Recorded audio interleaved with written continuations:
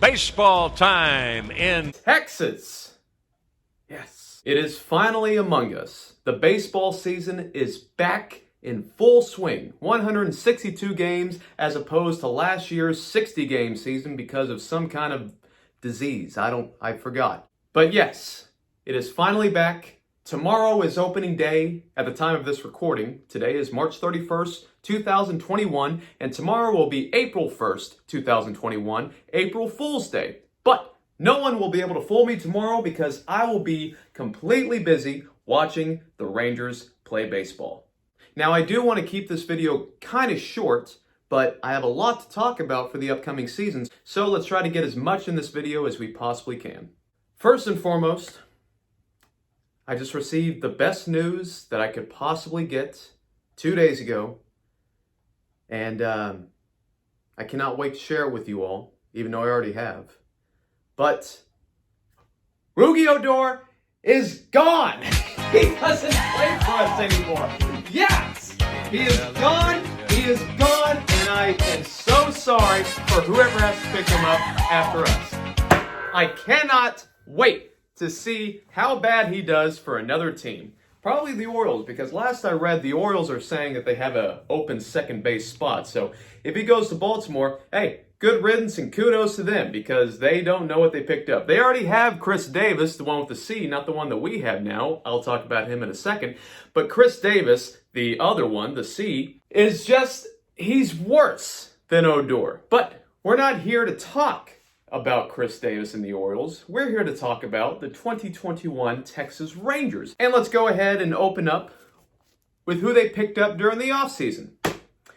First off, one man that I'm very excited about, David Dahl from the Colorado Rockies.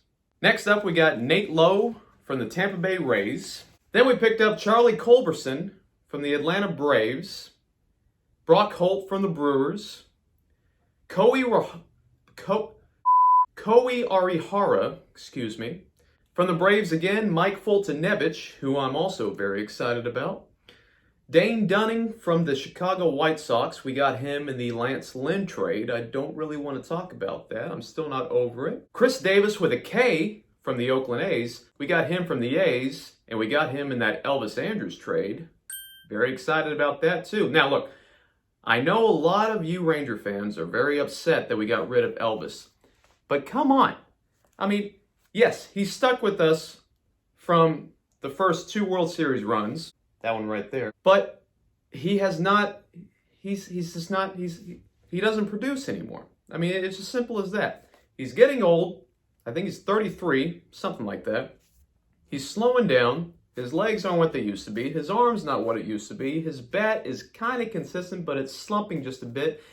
It was time to go. It was time to get away from Elvis. Yes, he was with us for 11 years. I know. I like the guy. But like I made a video about him, I think it was like a year ago, about his blunders and the 2015 ALDS Game 5 that I'm not going to talk about anymore. So let's move on. We picked up a new guy from the Dodgers, a relief pitcher for our bullpen. Very excited about this guy as well.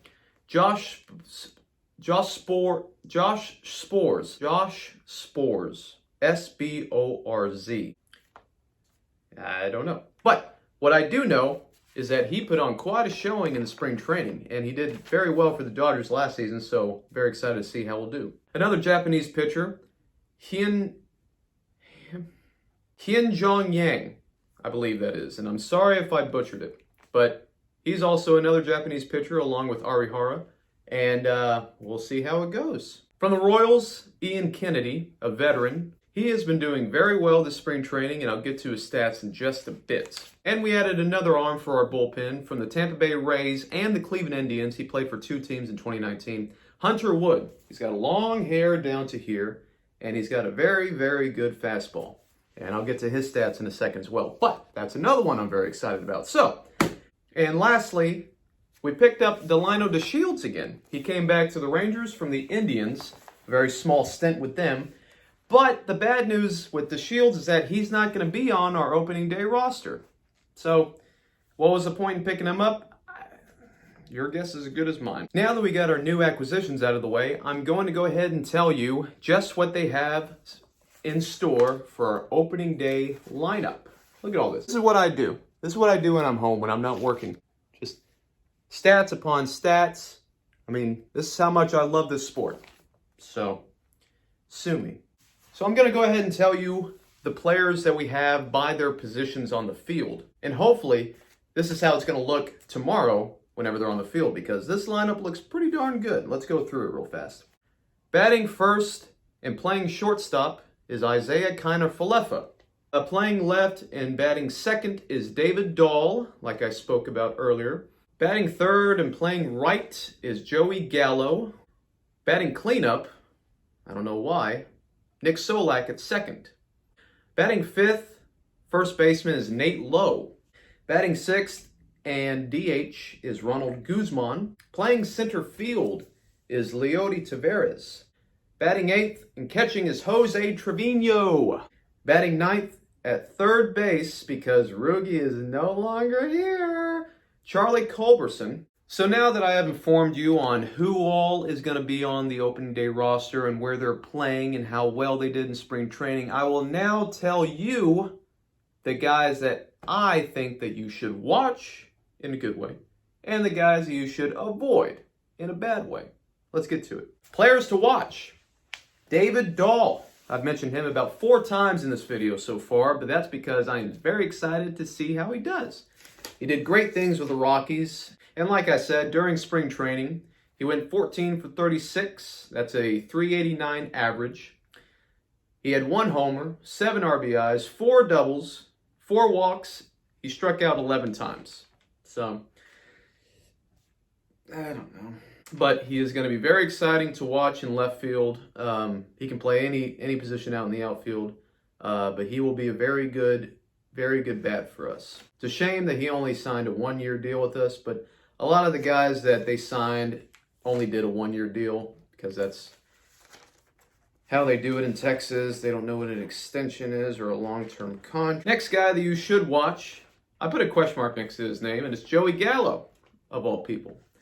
Now, Joey is going to be the head honcho on this team, so to speak. He's been with us for the longest, now that Elvis and Rugi are gone.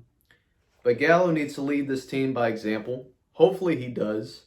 During spring training, he went 14 for 46.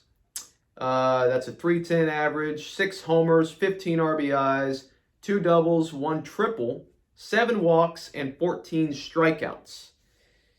So he's getting a little more discipline at the plate with the walks, but he is showing that he still doesn't have a lot of discipline with all the strikeouts.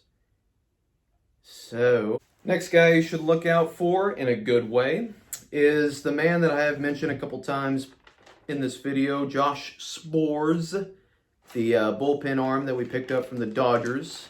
And like I mentioned, he pitched 8 games, 1.13 ERA, 8 innings pitched, 12 strikeouts, 2 saves, no homers given up, and 1 walk. I tell you what, he needs to be a setup guy or maybe our closer. Maybe, because Jose Leclerc is out with Tommy John. He will not be playing this season. Next guy to look out for is Ian Kennedy. He gave up no hits during spring training at all. He is a veteran on the mound. He's been a starter. He's been a closer. He's been a bullpen guy. So he knows what he's doing, and I'm very, very excited to see how he does this season. Last guy to look out for in a good way is Hunter Wood, long-haired guy. He should be at the bottom end of the bullpen as well. Eighth inning guy, setup guy, closer, what have you. Just depends on how he does. I'm very excited that he strikes out a lot of guys and that he walks very little. So I'm very, very, very excited. I can't tell you how excited I am because I keep saying it. Now that I've told you the guys that I'm excited for, let's get to the guys that I'm not so excited for. First guy to avoid, in my opinion, is Nate Lowe, first baseman we picked up out of Tampa Bay. During spring training, he went 7 for 41, and that is a 171 average. He had 1 homer, 8 RBIs, that's good. 3 doubles, he walked 8 times, which is good, but he struck out 15 times, which is 1 more than Joey Gallo, which is also tops of all the guys with bats. So, next guy to avoid, in my opinion, is Chris Davis, the man that we picked up from the Elvis Andrus trade. He is actually going to not start the year on the opening day roster. He is going to be on the injured list, and he has a grade 2 left quad strain, which sucks. I mean, grade 2 is pretty bad, but a quad, you don't want to mess with those, especially if you're an outfielder. In spring training, though, before he got hurt, he went 7 for 32. That's a 219 average, 2 homers, 6 RBIs, a double, 3 walks, 11 strikeouts, and a stolen base. Chris Davis has had a reputation of not having the best batting average. There's one 4-year period, 4 consecutive years, he had the same batting average in 4 straight years. I think it was like 247 or something like that. So can't say he's not consistent, but he's consistently bad with the batting average. But yes, he'll be out about 3 to 4 weeks with that left quad strain, so keep an eye out for that, but I don't really expect a lot of good out of him. That's just me. Alrighty, that is about it with all the players and how well I think they're going to do and how bad I think they might do. But now it is time for me to give you my predictions for how the season is going to end. Now, everyone is saying, all the experts are saying that the Angels are going to win the AL West, which they probably will. I don't see us winning the division at all, but I do see us finishing with a record that I think might surprise some of you. I'm going to go with a final record of 88-74. I'm hoping that we can get anywhere close to that. But with the guys that we have, as long as they stay healthy, that's all I ask, please. Just stay healthy, guys.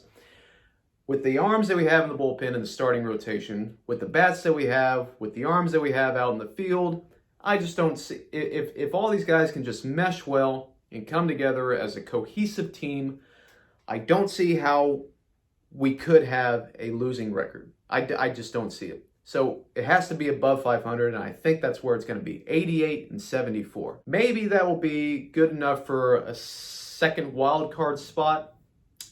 Even if we do make the playoffs, I don't really see us going that far. But I'm trying to stay optimistic, and hopefully they can prove me wrong this season and just go all the way. Huh? Remember that? But yes. That is my video prediction, and I'm putting it on video so it'll be saved, so if I'm right, then hey, I told you so. But I hope you enjoyed this video, and like always, go Rangers.